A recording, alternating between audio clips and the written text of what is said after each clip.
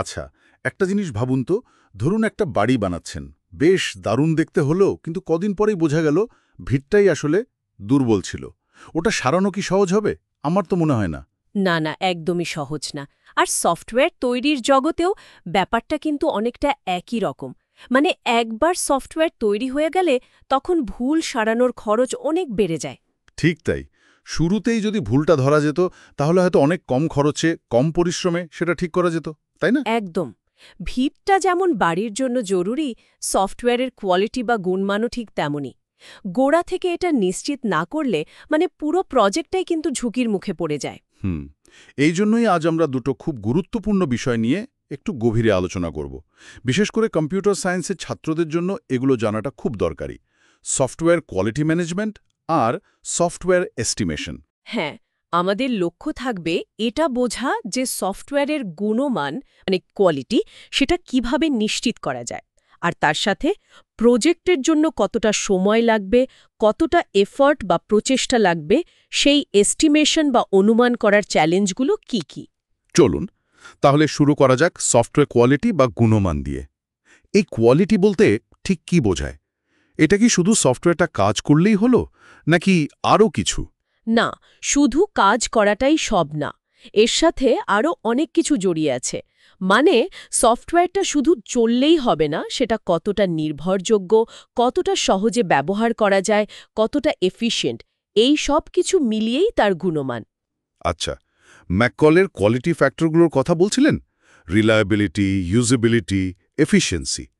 এই রিলায়েবিলিটি বা নির্ভরযোগ্যতা ব্যাপারটা ঠিক কি? মানে একটা সফটওয়্যার কখন নির্ভরযোগ্য? নির্ভরযোগ্যতা মানে হল, ধরুন একটা নির্দিষ্ট পরিবেশে একটা নির্দিষ্ট সময় ধরে সফটওয়্যারটা কতটা ঠিকঠাক মানে নির্ভুলভাবে কাজ করছে, ব্যবহারকারী কতটা ভরসা করতে পারে যে সফটওয়্যারটা হঠাৎ বন্ধ হয়ে যাবে না বা ভুলভাল রেজাল্ট দেবে না। ও আচ্ছা, মানে শুধু কাজ করা নয়, ভরসা করার মতো করে কাজ করা। একদম, ভরসাযোগ্যতা। আর এই গুণমানটা ধরে রাখার জন্যই তো সফটওয়্যার কোয়ালিটি অ্যাসুরেন্স বা এসকিউ এর মতো বিষয়গুলো আছে। হ্যাঁ হ্যাঁ, শুনেছি। আর আইএসও 9000 স্ট্যান্ডার্ডের কথাও তো আসে। এটা তো মূলত প্রসেস বা পদ্ধতি মেনে চলার উপর জোর দেয়, তাই না? ঠিক, আইএসও 9000 আসলে দেখে যে একটা সংস্থা একটা নির্দিষ্ট মানের পদ্ধতি বা প্রসেস মেনে চলছে কিনা। কারণ একটা ভালো প্রসেস থাকলে কোয়ালিটিটাও সাধারণত ভালো হয়, মানে একটা ধারাবাহিকতা থাকে। হুম। কিন্তু একটা প্রশ্ন মনে আসছে, সবসময় কি এত প্রসেস মেনে চলা সম্ভব? ধরুন খুব তাড়াতাড়ি কিছু ডেলিভারি দিতে হবে, তখন এই প্রসেস কি গতি কমিয়ে দেয় না? এটা একটা খুব কমন প্রশ্ন। দেখুন, স্বল্প মেয়াদে হয়তো মনে হতে পারে প্রসেস গতি কমাচ্ছে, কিন্তু লম্বা দৌড়ে একটা ভালো প্রসেস আসলে ভুল কমায়, অনিশ্চয়তা কমায়, আর তাতে শেষ পর্যন্ত হয়তো সময় এবং খরচ দুটোই বাঁচে। তাই বলতে গেলে ধারাবাহিক গুণমানের জন্য একটা ভালো প্রসেস কিন্তু জরুরি। আপনি কি একমত? যুক্তি আছে আপনার কথায়। আচ্ছা, এই নির্ভরযোগ্যতা মাপার জন্য দুটো টার্ম খুব শোনা যায়, এমটিবিএফ আর পিওএফওডি। এগুলো কি একটু সহজ করে বলবেন? আচ্ছা, এমটিবিএফ হল মিন টাইম বিটুইন ফেলিয়ার্স, মানে দুটো ফেলিয়ারের মধ্যে গড় সময় কতটা। এটা সেই সব সিস্টেমের জন্য খুব দরকারি যারা একটানা চলে। ধরুন একটা ওয়েব সার্ভার অনেকক্ষণ ধরে চলছে, একবার ফেল করলো, আবার ঠিক করার পর কতক্ষণ চলল, এই গড় সময়টা। বুঝলাম। আর পিওএফওডি?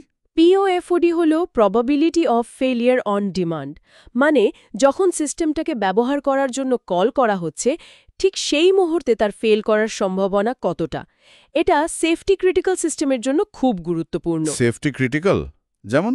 যেমন ধরুন বিমানের কন্ট্রোল সিস্টেম বা হাসপাতালের কোনো জীবনদায়ী যন্ত্র। এগুলোর ক্ষেত্রে তো যখন দরকার ঠিক তখনই কাজ করাটা ভীষণ জরুরি। একটা ফেলিয়ারও মারাত্মক হতে পারে, তাই এখানে পিও4 দেখা হয়। তাহলে এবার ভাবুন তো, কখন এমটিবিএফ আর কখন পিও4 বেশি কাজে লাগবে। দারুণ ইন্টারেস্টিং। আচ্ছা, এই কোয়ালিটি নিশ্চিত করতে গিয়ে তো আবার প্রজেক্টের সময় আর বাজেটটাও ঠিক রাখতে হবে। আর এখানেই চলে আসে এস্টিমেশন বা অনুমানের চ্যালেঞ্জ। প্রজেক্টের একেবারে শুরুতে আন্দাজ করাটা এত কঠিন কেন বলুন তো? ঠিক পয়েন্ট। অনেকটা যেমন ধরুন একটা একদম নতুন রান্নার রেসিপি দেখে প্রথমবার রান্না করতে গেলে সময় আন্দাজ করা কঠিন হয়, তাই না? হ্যাঁ হ্যাঁ, ঠিক তাই। কি লাগবে, কতটা সময় লাগবে, মাঝপথে কি সমস্যা হবে? একদম। সফটওয়্যার প্রজেক্টের শুরুতে ঠিক এটাই হয়। স্কোপটা কতটা বড়, ঠিক কি কি বানাতে হবে, টেকনিক্যাল চ্যালেঞ্জ কি কি আসতে পারে, টিমের অভিজ্ঞতা ঠিক এই কাজে কতটা লাগবে, এই সব কিছুর সম্পর্কেই ধারণাটা খুব অস্পষ্ট থাকে।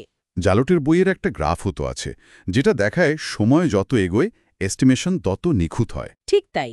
শুরুতে অনিশ্চয়তা অনেক বেশি থাকে, তাই প্রাথমিক অনুমানগুলো প্রায়শই ভুল হয়। প্রজেক্টের শুরুতে এই অনিশ্চয়তার কারণ কি বলে মনে হয়? আসলে অনেক কিছুই অজানা থাকে। আচ্ছা, সফটওয়্যারের আকার বা সাইজ মাপার জন্য তো এলওসি মানে লাইনস অফ কোড আর ফাংশন পয়েন্টস ব্যবহার করা হয়। এগুলোর মধ্যে পার্থক্য কি? এলওসি মানে কোডের লাইন গোনা। এটা সোজা, কিন্তু সমস্যা হলো কোন ল্যাঙ্গুয়েজে লেখা হচ্ছে, কে লিখছে, তার স্টাইল কি, এগুলোর উপর খুব নির্ভর করে। ধরুন একজন 10 লাইনে যা লিখল, আরেকজন হয়তো 20 লাইন লিখল একই কাজের জন্য। ঠিক ঠিক। তাহলে তো এটা খুব ভালো মাপকাঠি নয়। সব সময় নয়। অন্যদিকে ফাংশন পয়েন্ট দেখে যে সফটওয়্যারটা ব্যবহারকারীর জন্য কি কি কাজ করছে, কটা ইনপুট নিচ্ছে, কটা আউটপুট দিচ্ছে, ডেটা কিভাবে ম্যানেজ করছে ইত্যাদি। এটা ল্যাঙ্গুয়েজ বা প্রোগ্রামারের স্টাইলের ওপর নির্ভর করে না। ব্যবহারকারীর দৃষ্টিকোণ থেকে সফটওয়্যারের জটিলতা বা আকারটা বুঝতে সাহায্য করে। তাহলে কার্যকারিতা মাপার জন্য কোনটা ভালো মনে হচ্ছে? মনে হচ্ছে ফাংশন পয়েন্ট বেশি যুক্তিসঙ্গত। আচ্ছা, এস্টিমেশনের জন্য তো কিছু মডেলও আছে, যেমন কোকোমো। হ্যাঁ, কোকোমো একটা অ্যালগোরিদম ভিত্তিক মডেল। এটা সফটওয়্যারের আনুমানিক আকার এবং আরও কিছু ফ্যাক্টর ব্যবহার করে প্রচেষ্টা বা এফর্ট অনুমান করার চেষ্টা করে। কোকোমো 2 এখন বেশি ব্যবহৃত হয়। আর ওই যে বড় কাজকে ছোট ছোট অংশে ভেঙে এস্টিমেট করার কৌশল, ডিকম্পোজিশন। হ্যাঁ, ডিকম্পোজিশন টেকনিক খুব কাজের। একটা বিশাল সফটওয়্যারকে একসাথে অনুমান করা খুব কঠিন। তার চেয়ে সেটাকে ছোট ছোট মডিউল বা ফিচারে ভাগ করে নিলে প্রতিটা ছোট অংশের অনুমান করাটা অনেক সহজ হয়। তাতে কি নির্ভুলতা বাড়ে?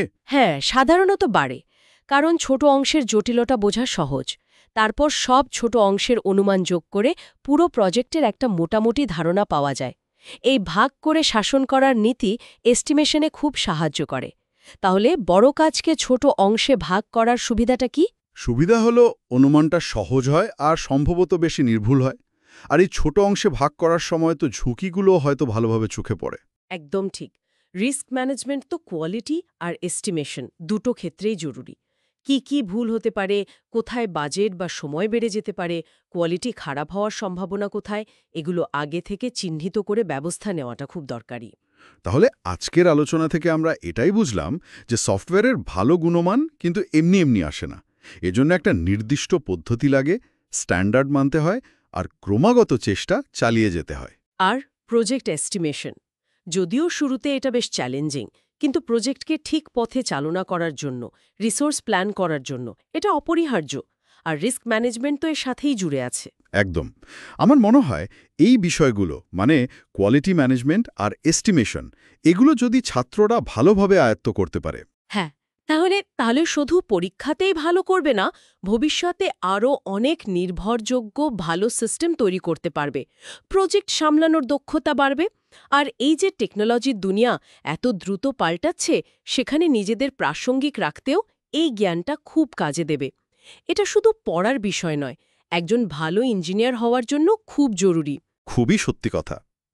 আচ্ছা, শেষ করার আগে একটা প্রশ্ন শুধু ভাবার জন্য রেখে যাই। ভবিষ্যতে আর্টিফিশিয়াল ইন্টেলিজেন্স বা এআই এটা কিভাবে সফটওয়্যার এস্টিমেশন আর কোয়ালিটি অ্যাসুরেন্স এর পুরো প্রক্রিয়াটাকে বদলে দিতে পারে? হয়তো আরও নিখুঁত করে তুলবে বা অন্য কিছু? এটা খুব ইন্টারেস্টিং প্রশ্ন। এআই নিশ্চয়ই একটা বড় ভূমিকা নেবে, তবে সেটা ঠিক কেমন হবে তা নিয়ে ভবিষ্যতে আলোচনা করা যেতে পারে। নিশ্চয়ই। আজ তাহলে এখানে শেষ করা যাক।